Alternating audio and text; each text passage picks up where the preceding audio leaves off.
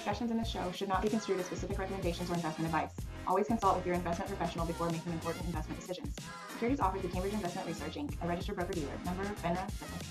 Fixed insurance is offered through various independent insurance companies. Cambridge does not offer tax or legal advice. Welcome to the Essay Update. I'm your host, Mike Schuster.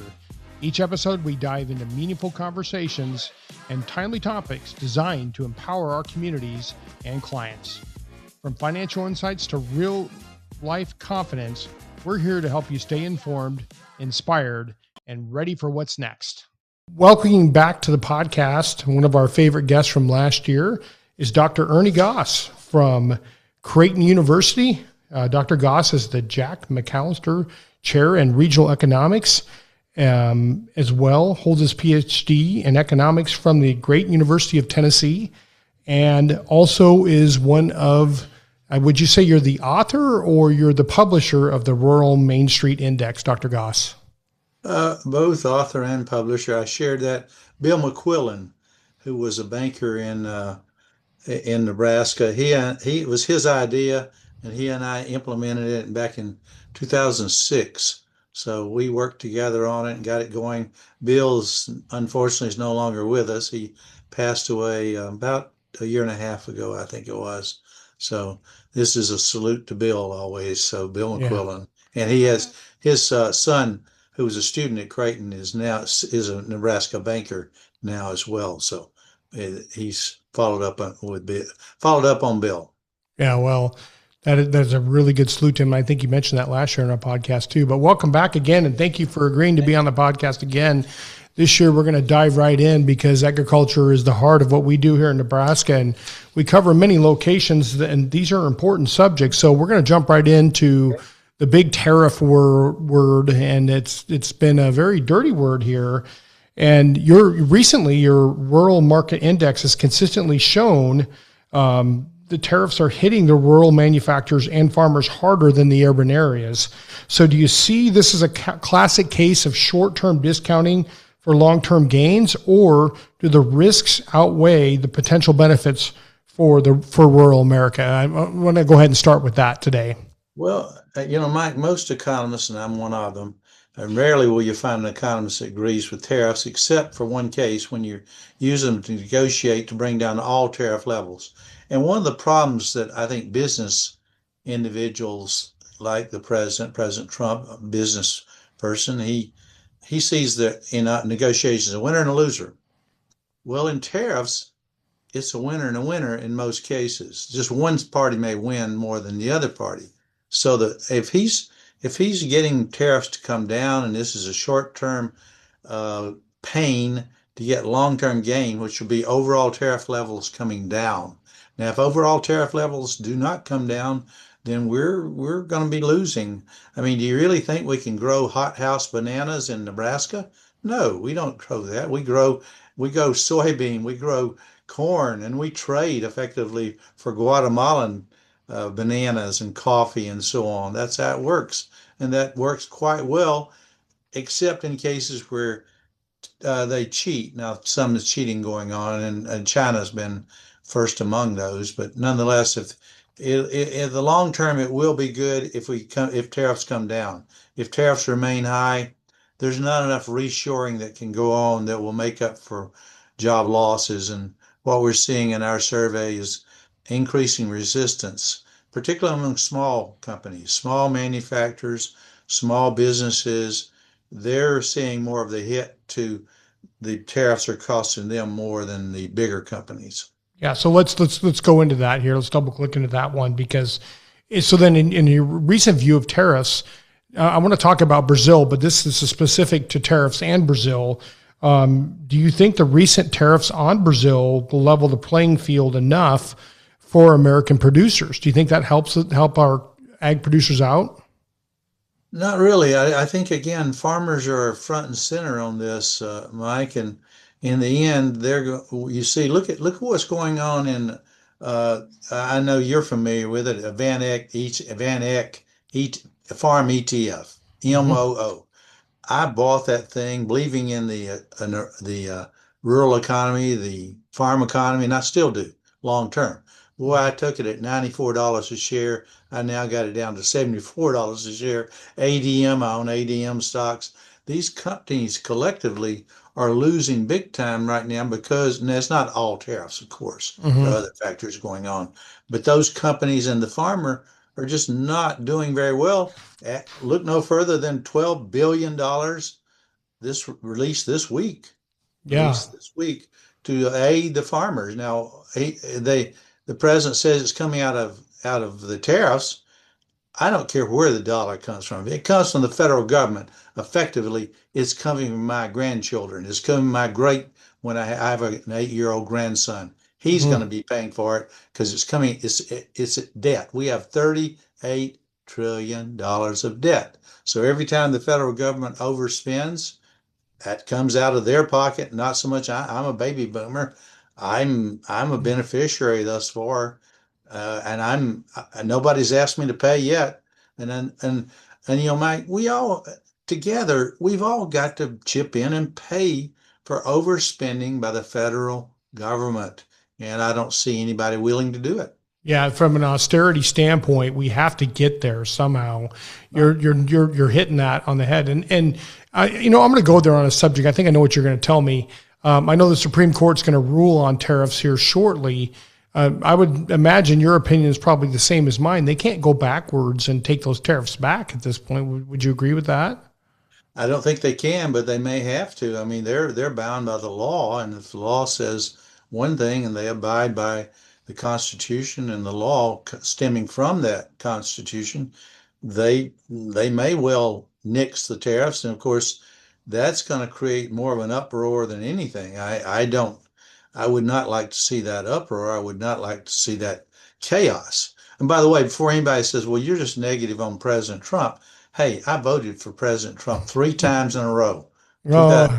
Beginning when he faced off against Miss Clinton and Secretary of State Clinton. So I'm a Trump fan. I'm a policy person, and I get hit from all sides. People say you're anti-Trump, you're anti-Biden. No, I'm focused on policy. Yeah, and when they have bad policy, I'm going to talk about it. Tariffs are bad policies unless they result in overall tariffs coming down. Yeah, and again, I'm glad you touched on the austerity and the spending thing, because that's the trade-offs. Again, if we end up paying the tariffs back, where you get that excess money at? You have to cut the fraud out of the system somehow to get that money, or cut spending is what you're going to have to do. We could probably spend all day on this subject. Oh, yeah. So, the last thing I would talk about, I want to talk about Brazil a little bit more too, and their overall effect on prices. They've had some record crops, and they keep taking, of course, putting land into production with deforestation. Do you think that's hurting the farmers the most, or do you think it's just overall in general price manipulation, or a little bit of everything? Mike, what happened, of course, is China, because of the battle with Trump, they went to Brazil and bought their soybean. If you look at trade data, and I look at it every month, we lost 87%. That's the midsection of the country, and that includes Nebraska. 87% of our exports of agricultural goods and livestock to tariffs to China. And I would argue it's because of the tariffs. In other words, they didn't go to Brazil because Brazil's necessarily cheating. They went to Brazil to retaliate against our tariffs, and it created a big hole. Look at the data, the ITA data, 87% decline in sales to China on agriculture and livestock. Okay, so let's go there. I work with a lot of cattle producers, and so I told them I was going to ask this subject about cattle. There's some dots out there that cattle exports are going to Canada, and of course, their Canadians are buying them and then exporting to China right now. I did not pre-up you for this question for the viewers' sake here. We didn't talk about this prior. So is there any talk of the U.S. Have you heard of this? The cattle heading towards China from there, which is causing some of the shortage. And then in general, just talk about your overall aspects for the market right now, the cattle market. Well, the cattle market and livestock has been pretty darn strong, and that's good. In other words, if you look at the western portion of the survey region that we survey, that more western the ranchers are doing much better. But even there, you're talking about we had barriers for beef coming across the border from Mexico, and that was an issue with infestation, the screwworm, and that I can't even comment on that. I know nothing about it, but it did reduce the size of the herd that was up for sale. So we had demand. I mean, Mike, as I said, I'm an economist. Demand and supply. They're not good ideas. Though that's the law. It's called the law of demand and supply, and that's what we're seeing. And what we had is still, which is quite strong, amazing and counter to what I would have expected, strong demand for beef in the U.S. And it continues strong even as you and I speak today. Pork also. Now I expect it to weaken a bit, but to your question, I can't speak to that going across the border to Canada. In other words, look at what happened with when we erected barriers to China trade. They went to Vietnam and came to us. I mean, Vietnam, they had a heck of a year exporting to the U.S. And of course, that's just that's just a violation. China got around the tariffs, some of the tariffs, due to going through Vietnam. And the question becomes, what about the idea of reshoring? Have we seen manufacturing coming back to the U.S.? Our survey, our most recent survey, and the survey that came out from the National ISM this morning, Mike, both of them showed the same thing. We've lost manufacturing jobs for 9 straight months. Yeah. Now that's not a good signal. So do you see that as a positive on this side of tariffs, the negotiation that Trump is having to bring back plants and production back to the United States? Because I think there's something 18 to 19 trillion right now pledged to come back here. Pledged, announced. Announced, do they yeah. have to do it? Is there a contract? The answer is no. Yep. I'll believe it when I see it. And that is a good thing, Mike. But do you really want to bring back baseball manufacturing to the U.S.? Heck no. We want to bring back medical equipment manufacturing, which is blossoming in Minnesota, for example. We want to bring back the high human capital content manufacturing. And we saw it, Mike. If you look at the data, look at what's going on in the U.S. right now, Mike. We're talking about GDP growing at a pretty darn good clip, and there are no jobs, not any significant jobs. What's going on now is we're building data centers, and that goes into investment, which is part of GDP, but we're not hiring anything. And I know you and I are both, I can't eat a data center. We got to have some, we got to have some other parts of the GDP expanding besides data centers. But manufacturing, there will be some reshoring, and that's a good thing. In other words, the president's onto something there, and some of those will serve us. I'll believe it when I see those nations actually doing what they said they're going to do. Yeah, and that's a great point you made. It's pledged, it's not signed yet.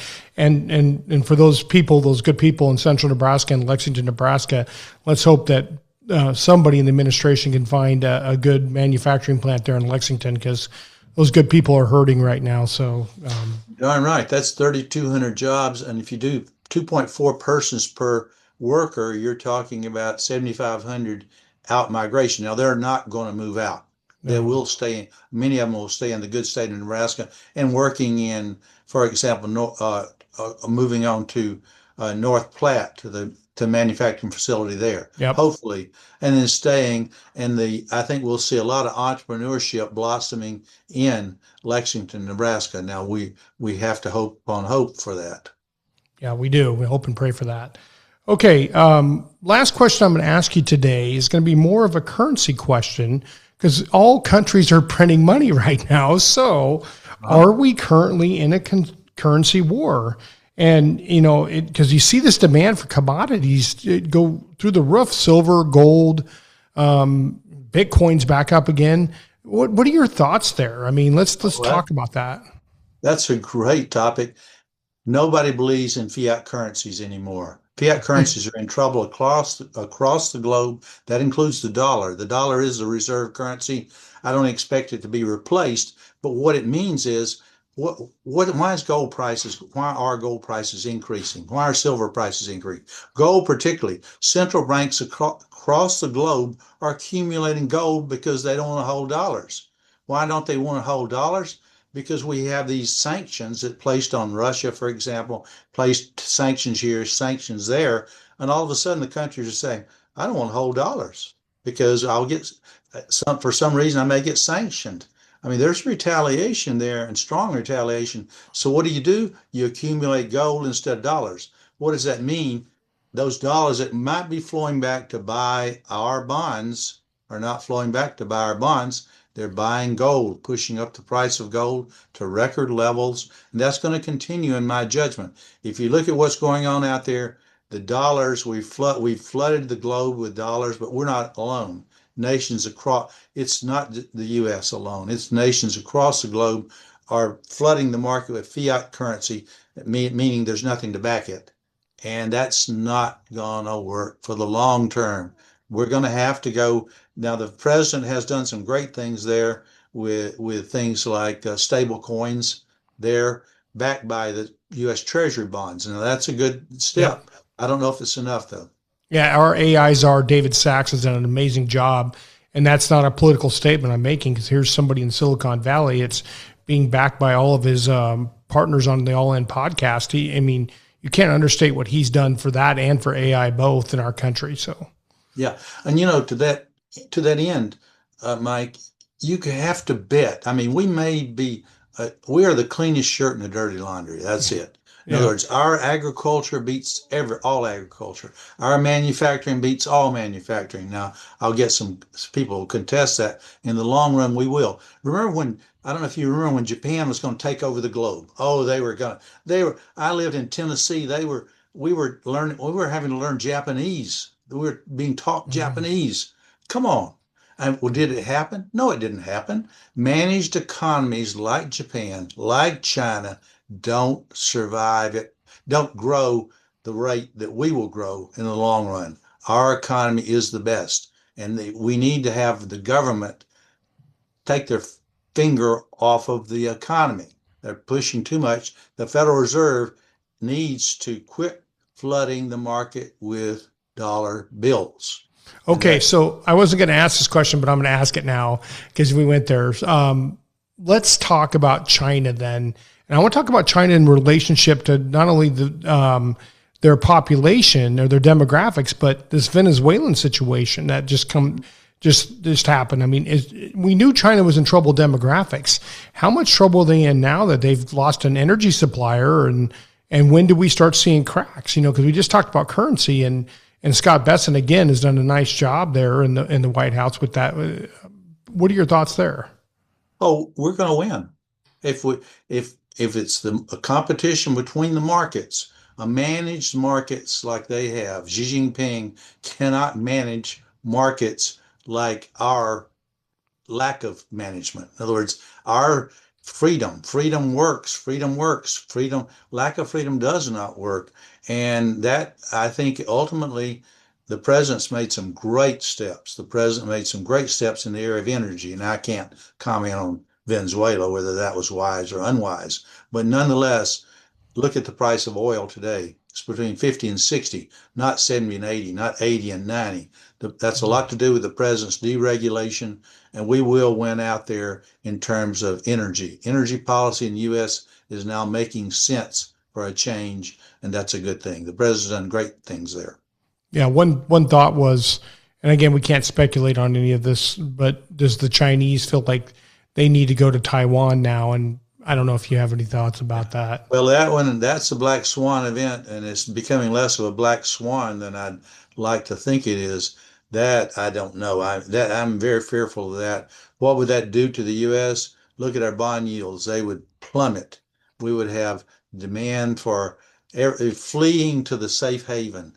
Gold prices would bounce even higher. We would have bond prices moving higher, yields moving lower, and that's what we would see, at least in the short to intermediate term. Yeah, let's pray that doesn't happen. I'm going to ask an off-the-wall question to close on, and that is, give me one out-of-the-box prediction for 2026.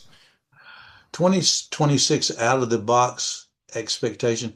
AI will not do what we think it's going to do. It will progress as the internet did. We will not have job losses to any significant extent because of AI. We're having job losses simply because we have employers are very they're very cautious.